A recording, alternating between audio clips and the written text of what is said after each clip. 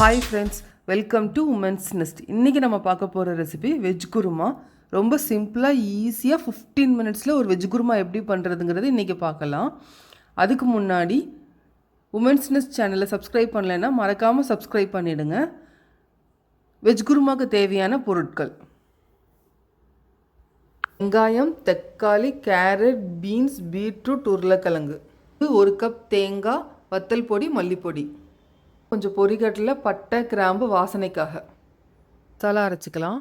அதுக்கு 1 கப் தேங்காய், இஞ்சி, பூண்டு, பட்டை, கிராம்பு, சோம்பு, ஜீரகம், பொட்டுக்கடலை, வத்தல் பொடி, மல்லிப்பொடி எல்லாம் சேர்த்து நல்லா மையாக அரைச்சி எடுத்து வச்சுக்கலாம். இப்போ மசாலாவை அரைச்சாச்சு. இந்த அளவுக்கு நைஸாக நல்லா அரைச்சி வச்சுக்கோங்க. குக்கர் நல்லா சூடானதும் 2 டேபிள் ஸ்பூன் ஆயில் விட்டுக்கலாம். இப்போ 1 டேபிள் ஸ்பூன் கடுகு உளுந்தம்பருப்பு போட்டுக்கலாம். உளுந்தம்பருப்பு நல்லா பொரிஞ்சதும் கருவேப்பிலையை சேர்த்து கட் பண்ணி வச்ச வெங்காயத்தை கூட சேர்த்து நல்லா வதக்கிக்கலாம்.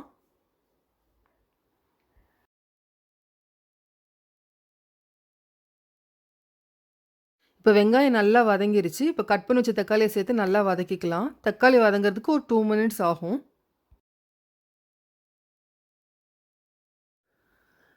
வெங்காயம் தக்காளி நல்லா வதங்கிருச்சு. இப்போ நம்ம கட் பண்ணி வச்ச வெஜிடபிள்ஸும் ஒவ்வொன்றா ஆட் பண்ணிக்கலாம்.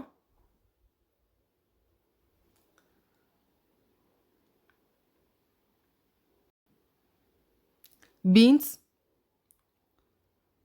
உருளைக்கிழங்கு,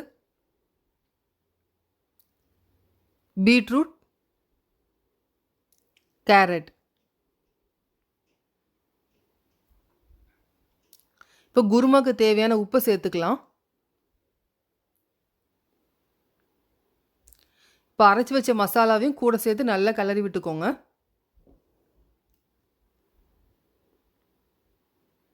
நல்லா மிக்ஸ் பண்ணிக்கோங்க.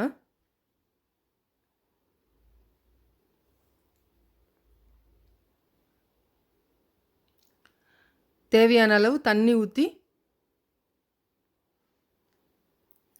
1 விசில் வந்தால் போதும்.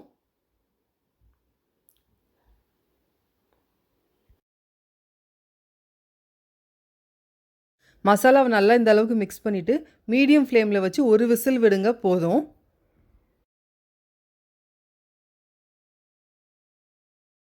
இப்போ குக்கரை ஓப்பன் பண்ணி பார்க்கலாம்.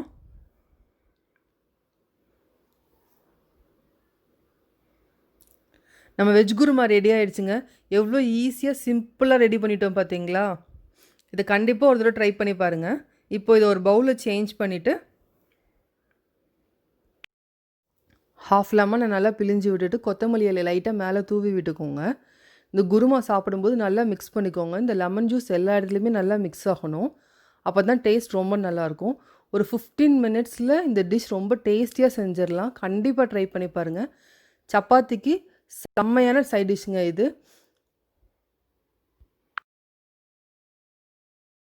இந்த ரெசிபி உங்களுக்கு ரொம்ப பிடிச்சிருந்துச்சுன்னா லைக் பண்ணுங்கள், ஷேர் பண்ணுங்கள்.